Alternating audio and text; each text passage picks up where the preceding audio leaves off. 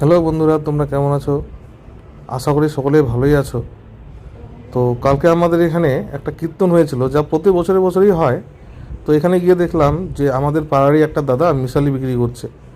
তো দাদার যা স্পিড দেখে আমার মাথা খারাপ। তো দাদা কিন্তু এক্সপিরিয়েন্স, মোটামুটি 5-6 বছর থেকে বিক্রি করছে।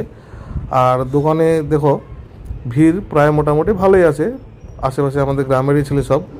আর দাদা যা বানাচ্ছে মিশালিটা খুব সুন্দরভাবে। তো জিনিসটা যা নিচ্ছে দেখো, দাদা স্পিড দেখে আমার মাথা খারাপ, এত স্পিডে বানাচ্ছে।